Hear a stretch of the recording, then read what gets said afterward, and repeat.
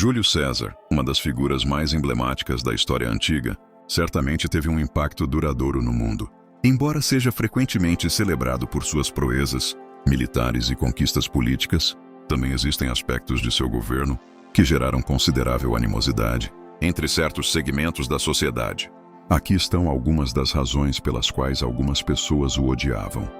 César consolidou o poder em suas mãos de uma maneira que muitos viam como um ataque direto às instituições republicanas tradicionais de Roma.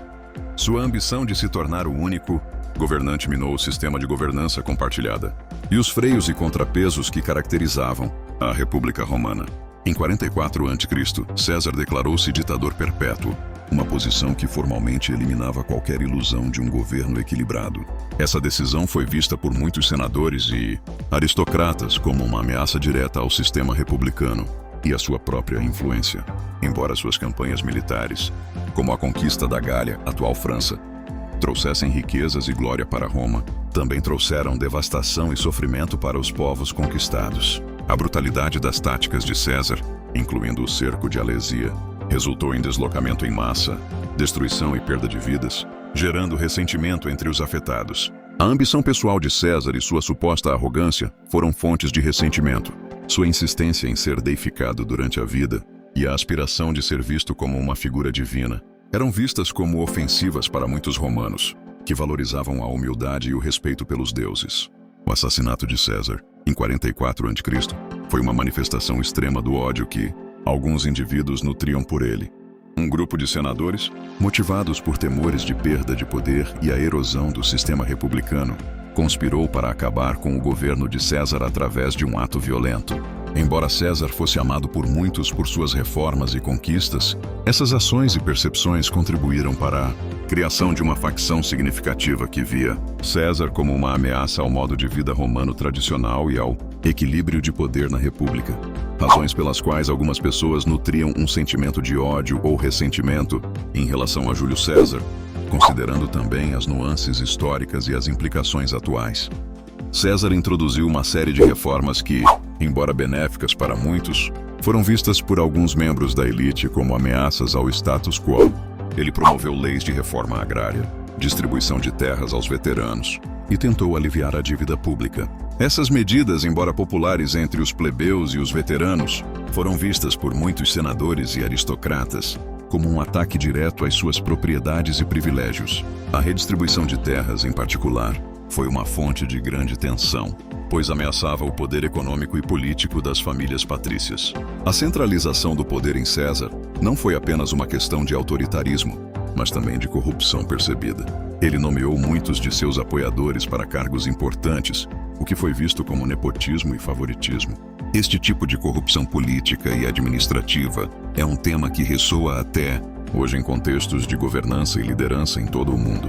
A concentração de poder nas mãos de um indivíduo ou de um pequeno grupo, frequentemente acompanhada por práticas corruptas, é uma preocupação constante nas sociedades democráticas modernas. A conquista de César na Gália e a subsequente incorporação de novas províncias ao Império Romano levantaram questões sobre a identidade romana.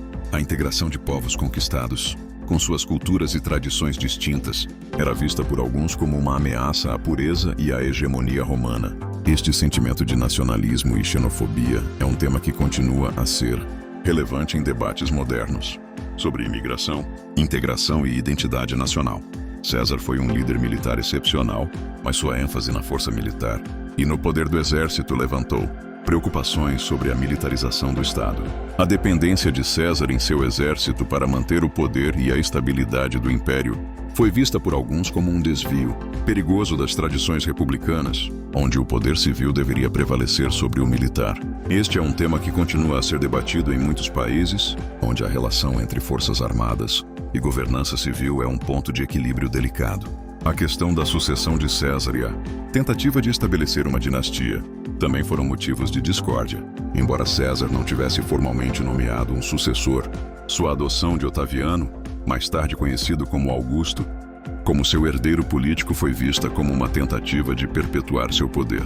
A ideia de um governante hereditário, em vez de eleito ou selecionado por mérito, foi uma ruptura significativa com as tradições republicanas e gerou medo de uma monarquia disfarçada, tema que ecoa em debates atuais sobre monarquias e repúblicas. A maneira como a história de César foi contada e reinterpretada ao longo dos séculos também tem influenciado as percepções modernas. Enquanto alguns veem César como um grande reformador e um gênio militar, outros focam em sua subversão das instituições republicanas.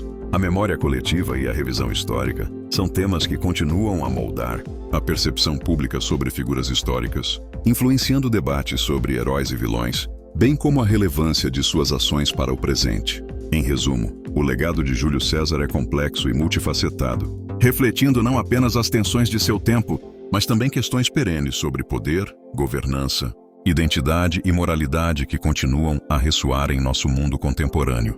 A análise de suas ações e suas consequências oferece uma rica tapeçaria de lições para aqueles que buscam entender as dinâmicas de liderança e os desafios enfrentados por sociedades em momentos de transformação.